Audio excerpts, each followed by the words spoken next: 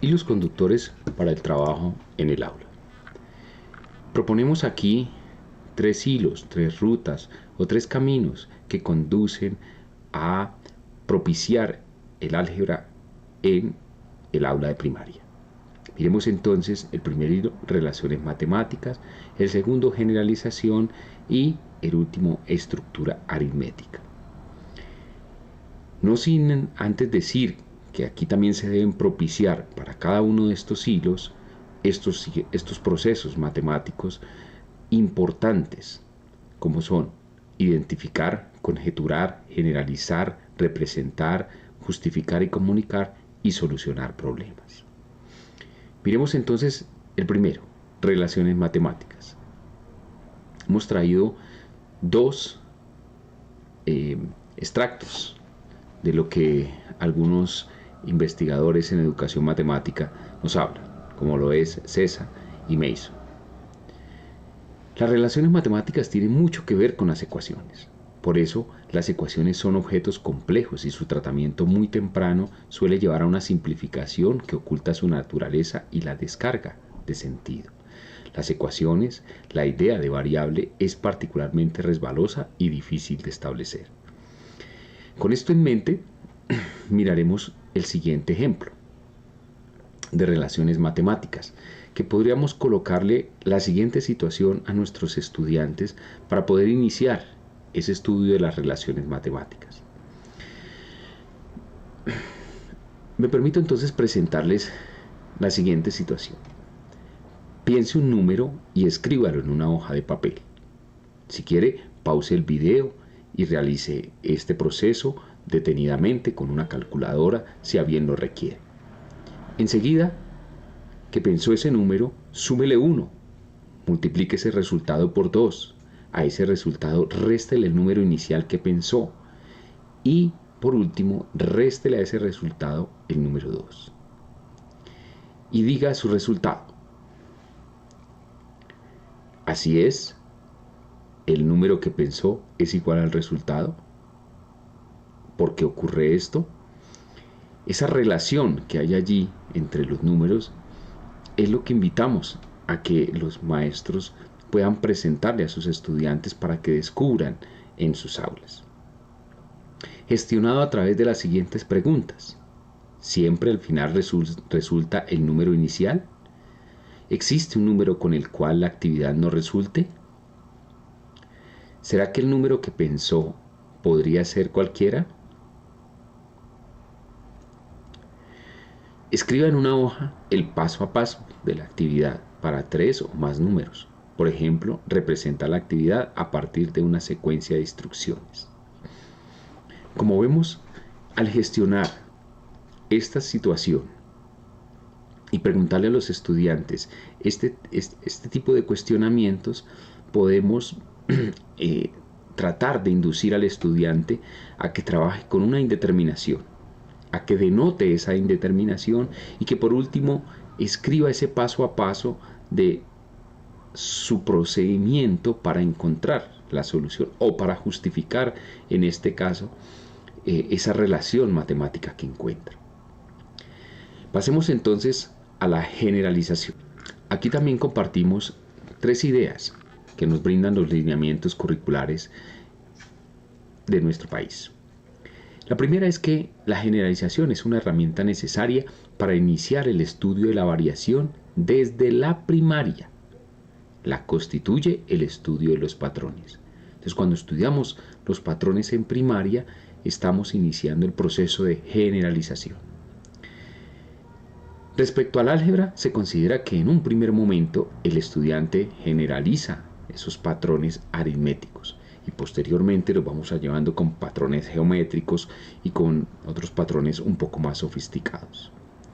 El desarrollo de este pensamiento, en este caso variacional para nosotros, para ser concordantes con nuestros lineamientos, pero en esencia, con el pensamiento algebraico, se inicia con el estudio de las regularidades y la detención de los criterios que rigen esas regularidades, o las reglas de formación para identificar el patrón que se repite periódicamente.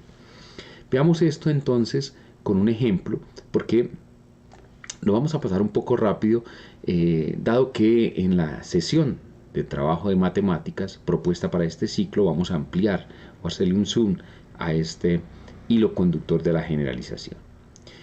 Entonces quiero presentarles aquí una situación muy cercana a los estudiantes, muy de su cotidianidad, donde a través de procesos algebraicos como la generalización pudiesen resolver o tener herramientas para resolver este tipo de situaciones. Leamos entonces la situación. En su cumpleaños, Adrián recibe una alcancía y 1.000 pesos. Cada semana ahorra 2.000 pesos. Al finalizar la primera semana tiene 3.000 pesos. Al finalizar la segunda, 5.000 pesos y así sucesivamente. ¿Qué cantidad de dinero tiene ahorrado Adrián en la 10ª semana? ¿Y cuántas semanas necesita para tener 50.000 pesos? Pues bien, si proponemos esto a nuestros estudiantes, posiblemente podamos encontrar respuestas como las que hay aquí en la parte inferior, como en la A, donde los estudiantes tratan de simbolizar, de denotar, de trabajar con una indeterminación y de hacerle pasos analíticos para resolver esta situación.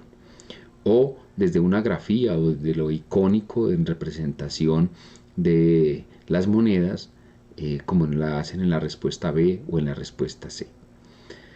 Invitando a los estudiantes para que realicen y gestionando de manera adecuada este tipo de situaciones, podemos ir propiciando el proceso de generalización dentro del álgebra escolar. Esta es una actividad, mejor, una situación que podemos fácilmente proponerla a nuestros estudiantes de 3º, 4º y 5º grado, en la cual ellos ya pueden resolver este tipo de situaciones que les permitirán irse apropiando de los procesos algebraicos o del razonamiento algebraico. Bien, también en grado preescolar podemos de cierta manera proponerle a nuestros estudiantes a través de la secuencia de un patrón que ordene de acuerdo a las actividades que se realizan en el día a día esta secuencia de un extracto de Willy el Mago de Anthony Brown. Es otro ejemplo de generalización que inclusive en preescolar se puede gestionar para empezar a trabajar el álgebra desde esa temprana edad. Un ejemplo 3 es trabajar también en concordancia con el lenguaje. Y por qué no utilizar la lectura de unos libros o de una literatura matemática para llevar al aula de clase, como lo es El Diablo de los Números. En el capítulo La Quinta Noche del Diablo de los Números se establecen allí una serie de generalizaciones sobre unos patrones que el diablo le muestra en sueños a este niño que está muy fascinado por las matemáticas, y que aprovecho pues para que puedan leer este libro, puedan llevarlo al aula de clase y de esa manera hacer una lectura seguida, una lectura guiada, donde puedan parar los niños y establecer allí las indeterminaciones, cómo lo pueden denotar y qué reglas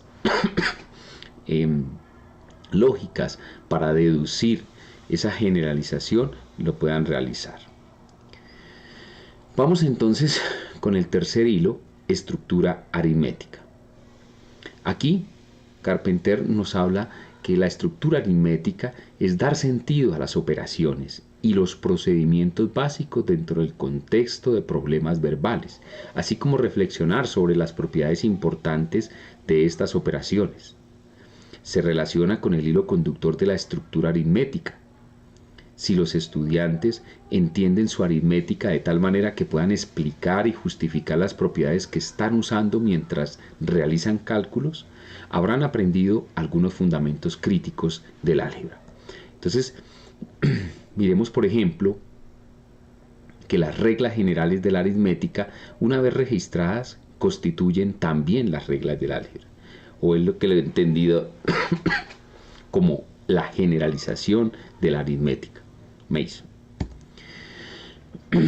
Vamos entonces a plantear aquí un ejemplo de una situación que podemos llevar al aula de clase o trabajar en el aula de clase para propiciar este hilo conductor de la estructura aritmética que corresponde al pensamiento algebraico.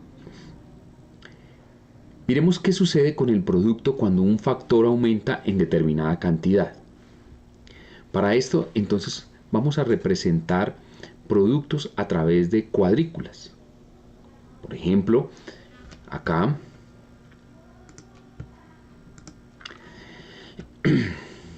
en esta primera cuadrícula podemos encontrar fácilmente el producto de 4 por 1, 2, 3, 4, 5, 6.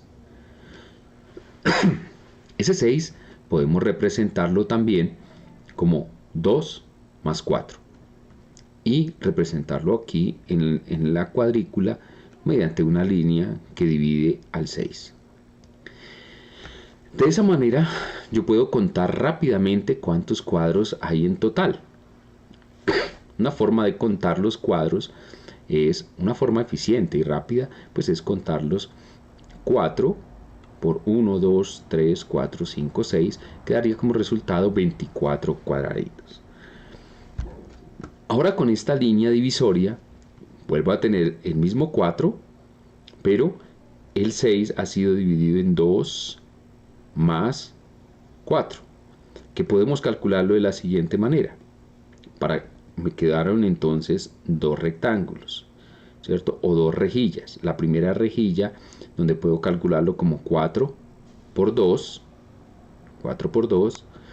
más la segunda rejilla, 4 por 4.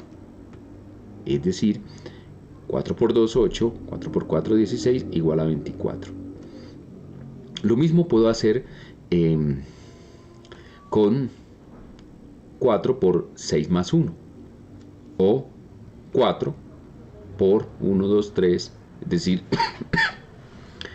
4 más 3 más 3.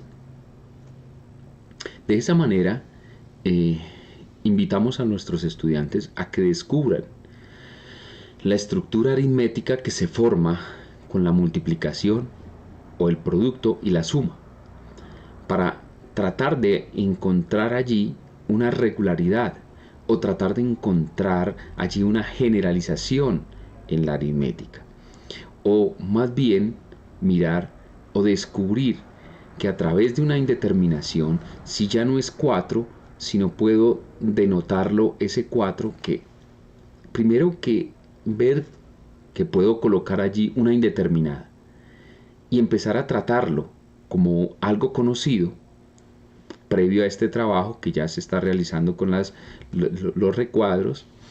Entonces poder escribir no 4, sino por ejemplo asterisco, por o mejor, para de pronto entender un poco la idea. A por B más C, entonces diríamos que A por B más C sería lo mismo que A por B más A por C.